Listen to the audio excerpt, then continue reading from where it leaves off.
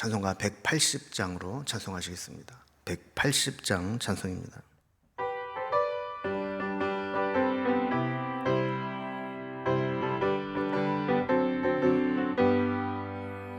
하나님의 나팔 소리 천지진동할 때에 예수 영광 중에 구름 타시고 천사들을 세계 만국 모든 곳에 보내어 구원받은 성도들을 모으리.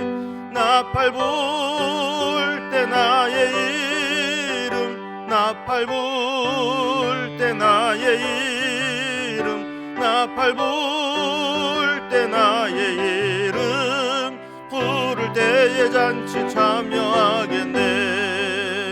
무덤 속에 잠자는 자 그때 다시 일어나 영화로운 부활 승리 얻으리. 주가 택한 모든 성도 구름 타고 올라가 공중에서 주의 얼굴 배우리. 나팔 불 때 나의 이름, 나팔 불 때 나의 이름, 나팔 불 때 나의 이름 부를 때에 잔치 참여하겠네. 주님 다시 오실 날을 우리 알 수 없으니 항상 기도하고 깨어 있어서 기쁨으로 보좌 앞에 우리 나가서도록 그때까지 참고 기다리겠네.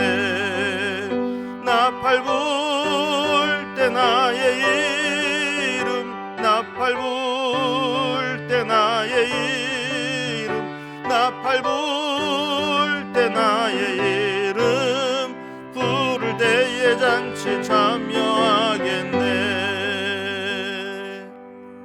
아멘. 오늘 함께 나눌 하나님 말씀은 구약성경 이사야서 56장 9절에서 57장 13절까지 말씀입니다. 56장 9절에서 57장 13절까지 구약성경 1037면에 있습니다. 이사야 56장 9절부터 57장 13절까지 말씀을 제가 봉독하겠습니다. 들의 모든 짐승들아, 숲 가운데의 모든 짐승들아, 와서 먹으라. 이스라엘의 파수꾼들은 맹인이요 다 무지하며 벙어리 개들이라. 짖지 못하며 다 꿈꾸는 자들이요 누워있는 자들이요 잠자기를 좋아하는 자들이니 이 개들은 탐욕이 심하여 족한 줄을 알지 못하는 자들이요 그들은 몰지각한 목자들이라. 다 제 길로 돌아가며 사람마다 자기 이익만 추구하며 오라, 내가 포도주를 가져오리라. 우리가 독주를 잔뜩 마시자. 내일도 오늘같이 크게 넘치리라 하느니라. 의인이 죽을지라도 마음에 두는 자가 없고 진실한 이들이 거두어감을 당할지라도 깨닫는 자가 없도다. 의인들은 악한 자들 앞에서 불리어 가도다. 그들은 평안에 들어갔나니 바른 길로 가는 자들은 그들의 침상에서 편히 쉬리라. 무당의 자식 간음자와 음녀의 자식들아, 너희는 가까이 오라. 너희가 누구를 희롱하느냐? 누구를 향하여 입을 크게 벌리며 혀를 내미느냐? 너희는 패역의 자식 거짓의 후손이 아니냐? 너희가 상수리 나무 사이 모든 푸른 나무 아래에서 음욕을 피우며 골짜기 가운데 바위 틈에서 자녀를 도살하는도다. 골짜기 가운데 매끄러운 돌들 중에 내 몫이 있으니 그것들이 곧 내가 제비 뽑아 얻은 것이라. 또한 내가 전제와 예물을 그것들에게 드리니 내가 어찌 위로를 받겠느냐? 내가 높고 높은 산 위에 내 침상을 베풀었고 또 내가 거기에 올라가서 제사를 드렸으며 내가 또 내 기념표를 문과 문설주 뒤에 두었으며 내가 나를 떠나 벗고 올라가서 내 침상을 넓히며 그들과 언약하며 또 내가 그들의 침상을 사랑하여 그 벌거벗은 것을 보았으며 내가 기름을 가지고 몰렉에게 나아가되 향품을 더하였으며 내가 또 사신을 먼 곳에 보내고 스월에까지 내려가게 하였으며 내가 길이 멀어서 피곤할지라도 헛되다 말하지 아니함은 내 힘이 살아났으므로 쇠약하여지지 아니함이라. 내가 누구를 두려워하며 누구로 말미암아 놀랍기에 거짓을 말하며 나를 생각하지 아니하여 하며 이를 마음에 두지 아니하였느냐. 내가 나를 경외하지 아니함은 내가 오랫동안 잠잠했기 때문이 아니냐. 내 공의를 내가 보이리라. 내가 행한 일이 내게 무익하니라. 내가 부르짖을 때에 내가 모은 우상들에게 너를 구원하게 하라. 그것들은 다 바람에 날려가겠고 기운에 불려갈 것이로되 나를 의뢰하는 자는 땅을 차지하겠고 나의 거룩한 산을 기업으로 얻으리라. 아멘. 우리가 어제부터 살펴본 이사야서 56장부터는 하나님의 구원을 받기 전에 우리가 먼저 준비해야 될 것들이 무엇인가 하는 것에 대해서 말씀을 살펴보고 있습니다. 자, 오늘은 이스라엘 백성들이 왜 망했는지, 뭐가 부족해서, 뭐가 잘못돼서 망했었는지 그 원인을 이제 분석하게 하고 그들의 실상을 보여주면서 그들에게 영적인 교훈을 주시고 있습니다. 과거의 이 잘못을 기초로 해서 또다시 똑같은 전철을 밟지 않도록 하기 위해서 하나님은 저들의 잘못된 부분들을 다시 깨닫게 해 주시는 겁니다. 오늘 말씀 본문에도 보면 먼저 이 부패한 지도자들의 실상, 그래서 지도자들이 잘못될 때 백성들에게 어떤 문제가 생기는지, 그리고 이러한 것들이 보편화됐을 때 사회 전체가 이 불의한 사회로 되어져 갈 때 그 사회의 불의를 고발하는 내용, 그리고 우상 숭배와 음행에 빠진 백성들에 대한 잘못을 지적하는 모습, 그리고 여기에 대해서 하나님의 탄식과 책망하는 내용, 이렇게 말씀이 되어 있습니다. 자, 먼저 저들의 잘못 중에 첫 번째로 부패한 지도자들의 모습입니다. 이스라엘의 부패는 사실 지도자들의 부패로부터 기인된 것입니다. 지도자들은 목자와 같아서 양떼를 잘 지키고 의의 길로 인도해야 될 책임이 있죠. 그런데 이 지도자들이 그 사명을 감당하지 못하면 이 백성들은 지도자가 이끄는 잘못된 길로 갈 수밖에 없고 고스란히 그 피해를 입게 되는 겁니다. 그래서 9절에 보면 들의 모든 짐승들아, 숲 가운데의 모든 짐승들아 와서 먹으라 그랬어요. 그럼 여기 보면 이제 들의 모든 짐승, 숲 가운데 있는 짐승들은 야생 짐승들 아닙니까? 근데 양떼들 사이에 이런 들짐승들, 야생 짐승들이 와서 있게 되면 양떼들이 먹어야 될 양식들을 다 먹어버리게 되고 심지어는 양떼들을 잡아먹게 되는 그런 일들을 당할 수밖에 없는 겁니다. 양 우리에 양들이 있어도 들짐승들이 그 양들을 쉽게 잡아먹거나 해치지 못하는 이유는 목자가 그 양들을 지켜주기 때문이죠. 그런데 만약에 목자가 양들에게 관심이 없고 다른 일에 정신이 팔려 있으면 그들은 무방비 상태로 위험에 노출될 수밖에 없는 겁니다. 그래서 들의 모든 짐승들, 숲 가운데 있는 짐승들이 다 와서 먹어도 그거를 어떻게 막을 방법이 없다는 것이죠. 10절 이하에 보면 이 잘못된 지도자들의 모습을 이렇게 고발합니다. 이스라엘의 파수꾼들은 맹인이요 다 무지하며 벙어리 개들이라. 짓지 못하며 다 꿈꾸는 자들이요 누워있는 자들이요 잠자기를 좋아하는 자들이니 그랬습니다. 자, 하나님께 사명을 맡은 지도자들은 파수꾼의 역할을 해야 된다 그랬어요. 그런데 파수꾼은 늘 깨어서 양떼들을 돌보고 주변을 살펴야 되는데 다른 데 정신이 팔려 있다 보니까 맹인처럼 보지 못하는 겁니다. 또 백성들이 잘못하면 깨우쳐 주어야 하는데 짓지 못하는 벙어리개처럼 백성들의 잘못을 지적해주고 올바른 길로 돌이키게 하도록 하는 사명도 감당하지 못합니다.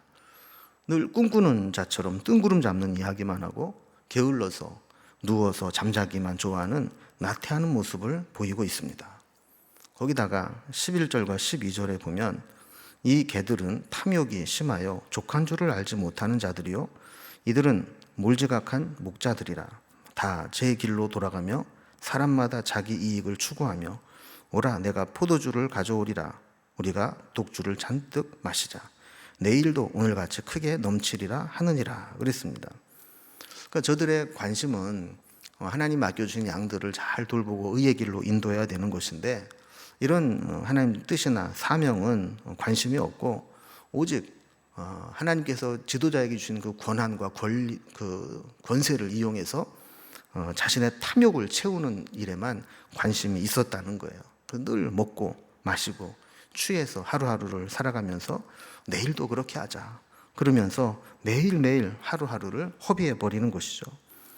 하나님은 이러한 전철을 밟지 않도록 하기 위해서 먼저 하나님의 구원을 베풀어 주시면 이스라엘 백성들은 지도자를 바로 세워야 된다. 이 지도자가 먼저 하나님 앞에 바로 서야 된다라는 교훈을 주시는 겁니다. 특히 지도자가 바로 서지 못하게 되면 어떻게 되는가? 사회가 전반적으로 악에 빠지게 됩니다. 그래서 두 번째 주제는 불의한 사회가 될 수밖에 없고, 지도자가 공의에 관심이 없으면 사회는 급격하게 타락하게 되는데, 그럼 불의한 사회에 어떤 모습들이 나타나는가를 고발합니다. 그래서 1절 말씀을 보면 의인이 죽을지라도 마음에 두는 자가 없고 진실한 이들이 거두어감을 당할지라도 깨닫는 자가 없도다. 의인들은 악한 자들 앞에서 불리어 가도다 그랬습니다.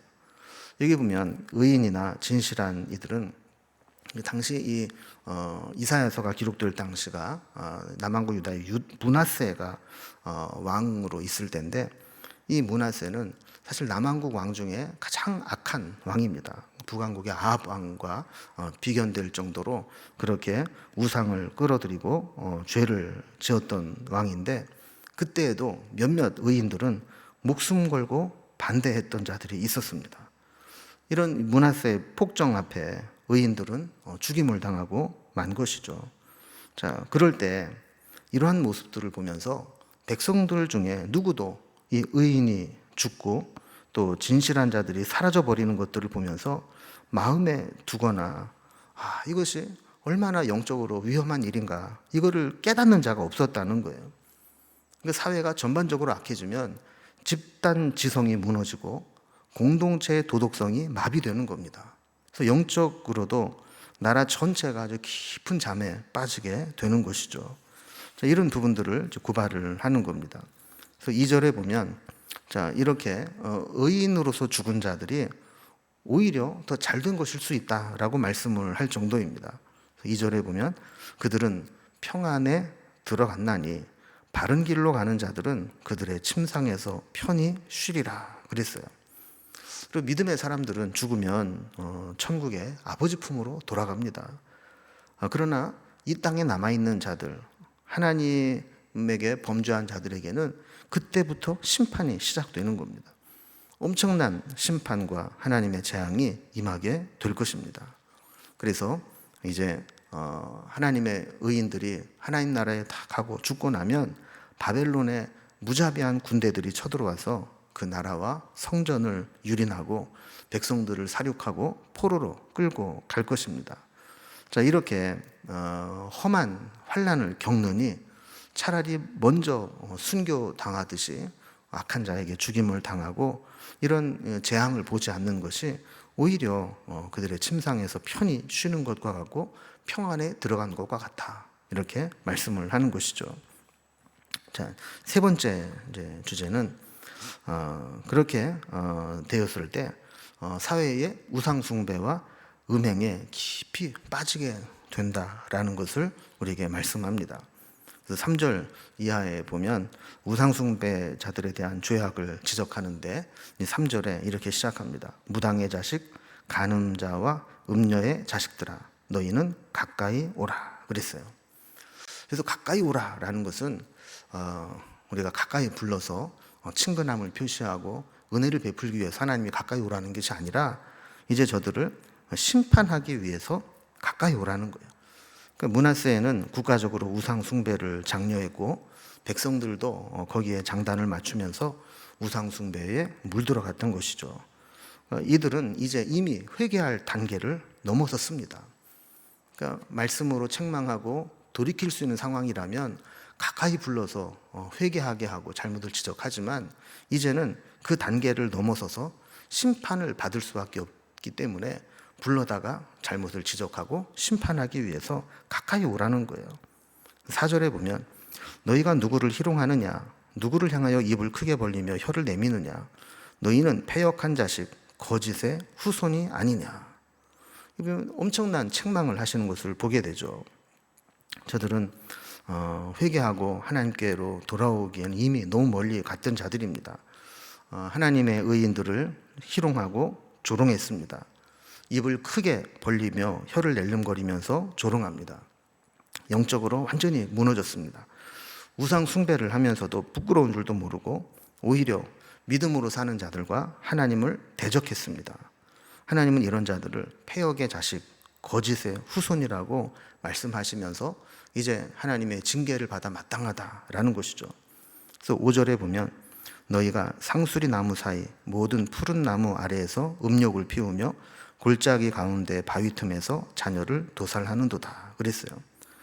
하나님은 이 우상 숭배와 또 행음을 아주 악하게 보시죠. 그래서 나무 사이 골짜기마다 우상 숭배하는 것을 음욕을 피우는 것이다 라고 말씀합니다. 심지어 저들 중에는 골짜기 가운데 바위 틈에서 자녀들을 도살해서 우상의 제물로 바치는 그런 하나님이 아주 싫어하시는 아합 시대나 있을 법한 이런 우상 숭배, 이방의 신에게 자녀를 제물로 바치는 이런 일들이 그때 일어나고 있었다는 것을 지적하시는 것이죠. 심지어 아주 이상한 종교 의식과 행위가 등장합니다. 6절에 보면 골짜기 가운데 매끄러운 돌들 중에 네 몫이 있으니 그것들이 곧 네가 제비 뽑아 얻은 것이라. 또한 네가 전제와 예물을 그것들에게 드리니 내가 어찌 위로를 얻겠느냐 그랬어요. 보면 하나님 백성들에게는 있어서는 안 될 희한한 일들이 일어나게 되는데 이제 골짜기에서 매끄러운 돌을 취하여다가 그 돌을 우상으로 섬기고 전제와 예물을 드리게 되었다라는 거예요. 그러니까 이런 모습들을 보면서 이것이 어떻게 하나님께 위로가 되겠느냐. 그러니까 반대로 말하면 하나님의 마음을 매우 상하고 불쾌하게 만드는 일들이라는 것을 말씀하시는 겁니다. 7절에도 보면 저들의 우상 숭배의 모습이 이어집니다. 네가 높고 높은 산 위에 네 침상을 베풀었고 네가 또 거기에 올라가서 제사를 드렸으며 그랬습니다. 자, 하나님은 이스라엘 백성들이 산에 올라가서 산당을 세우고 거기에서 우상을 섬기는 것들을 아주 싫어하셨습니다. 그래서 열왕기서를 읽어보면 하나님께서 계속 말씀하시는 것이 산당을 제하여 버리라, 산당을 없애버리라 그랬는데도 불구하고 그들은 계속해서 이 산당을 유지시키면서 몰래 가서 우상을 섬기곤 했었죠.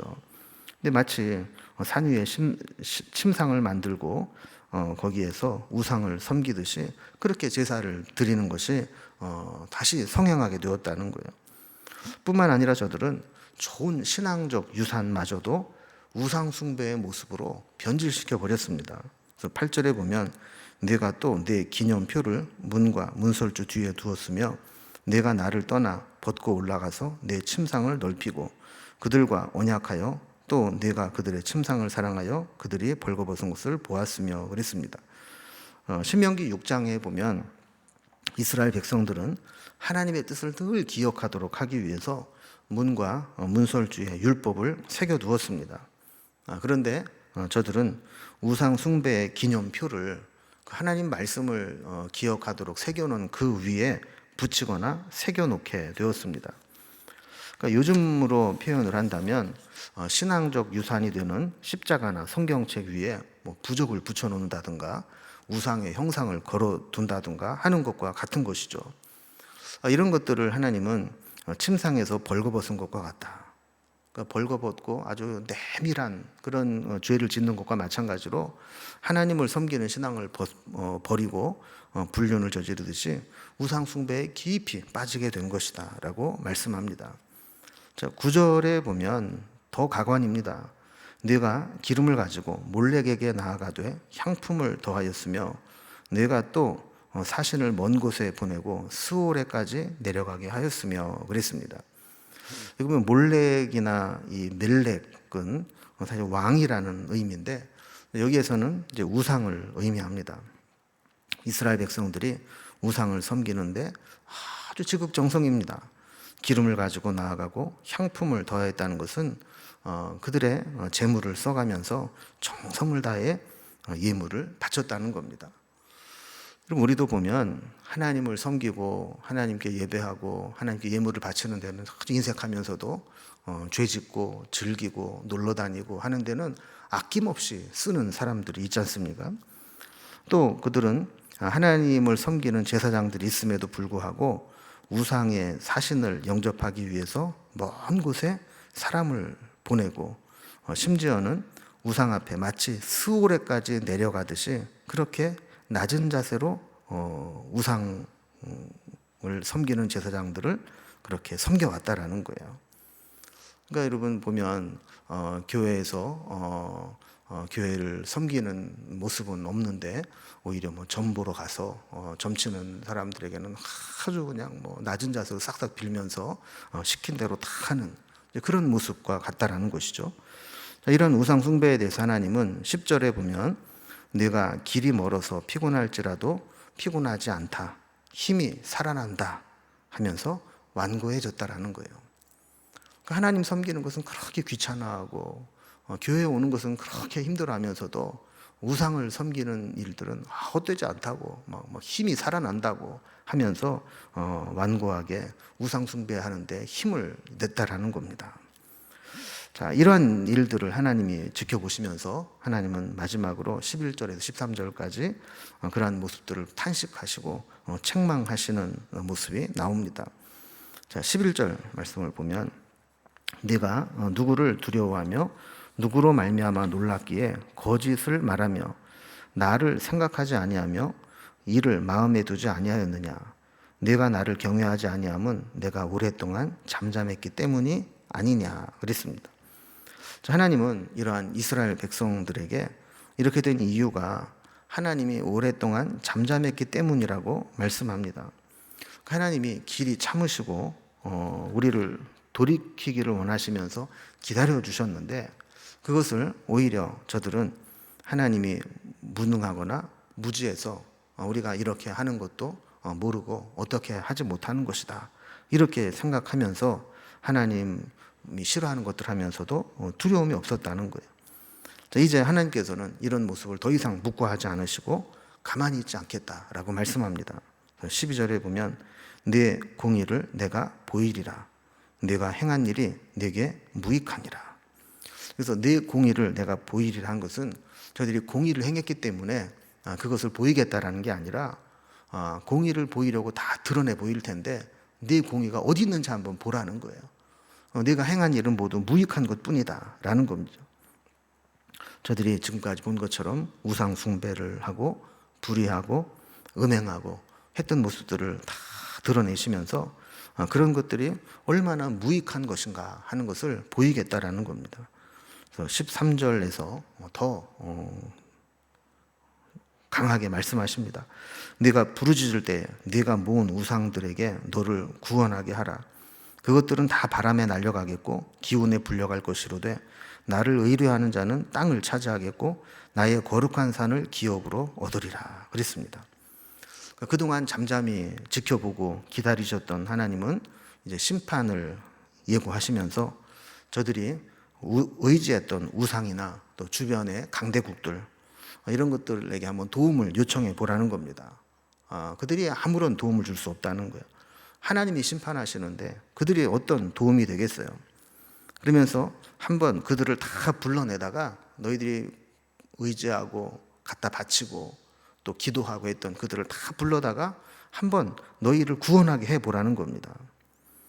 그러면서 만약에 지금이라도 하나님을 의뢰하는 자가 있다면 그들에게는 땅을 차지하게 하겠고 거룩한 산을 기업으로 줄 것이기 때문에 이제 저들은 하나님을 의지하고 하나님께로 돌아와라 하는 말씀을 주시는 겁니다. 여러분 우리는 오늘 영적인 하나의 큰 사이클을 보게 됩니다. 지도자가 잘못되고 잘못된 길로 인도하면 백성들도 그 길을 따라가게 돼 있고 사회가 전체적으로 죄악에 빠지게 되고 하나님이 정말 싫어하시는 것까지도 그냥 서스럼 없이 행하게 되는데 그때 하나님은 저들을 지켜보고 계시다가 더 이상 견디지 못하면 그때는 정말 책망하시겠다라는 말씀을 주시는 것이죠. 우리도 하나님 말씀 앞에서 정말 하나님이 싫어하시는 것, 하나님이 원치 않는 것이 있는지 돌아보면서 우리는 우리의 잘못을 늘 분석할 수 있어야 되거든요. 나에게 뭐가 문제인지, 내가 뭘 잘못하고 있는지를 돌아보면서 그것을 해결하고 하나님의 은혜를 붙잡을 때 우리에게는 영적인 부흥과 회복이 다시 일어나게 되는 겁니다. 하나님께서 우리에게 그 은혜를 주실 때까지 믿음의 그릇으로 잘 준비되고 우리의 문제를 잘 분석해서 해결할 수 있는 지혜가 있기를 주님의 이름으로 기원합니다. 기도하겠습니다. 하나님 아버지, 오늘도 말씀을 통해서 우리의 잘못이 무엇인지를 보게 해주시니 감사합니다. 하나님께서 우리에게 구원의 은혜를 베푸실 때 그것을 받아서 감당할 수 있는 그릇을 준비할 수 있도록 인도해 주시고 우리의 잘못된 삶들을 반복하는 어리석음을 범하지 않게 하여 주시기를 원합니다. 우리가 지금까지 살아오면서 잘못했던 것, 우리를 영적 침체에 빠지게 했던 것들이 있다면 그것이 원인이 무엇인지, 어떤 모습으로 나타날지를 잘 진단하고 점검해서 그것을 해결하고 하나님 앞에 나아가는 지혜로움을 허락하여 주옵소서. 오늘도 하나님의 은혜가 필요한 저희들이 주님의 은혜를 붙잡고 주님 앞에 섰습니다. 하나님, 우리 형편과 처지를 아시오니 우리를 불쌍히 여기시고 긍휼히 여겨주셔서 우리의 삶에 마음에 무거운 짐이 되는 것들, 우리를 힘들게 하는 것들, 우리를 아프게 하는 것들 하나님 일일이 기억하시고 하나님의 능력의 손으로 어루만져 주셔서 우리의 문제를 해결하여 주시고 병든 몸을 고쳐주시고 상한 마음과 영을 치료하여 주시고 지쳐있는 우리의 삶에 새 힘을 불어넣어 주시옵소서. 주님께 오늘 하루도 온전히 부탁드리며 예수님의 이름으로 기도드리옵나이다. 아멘. 이제 각자의 기도 제목들로 자유롭게 기도하시겠습니다.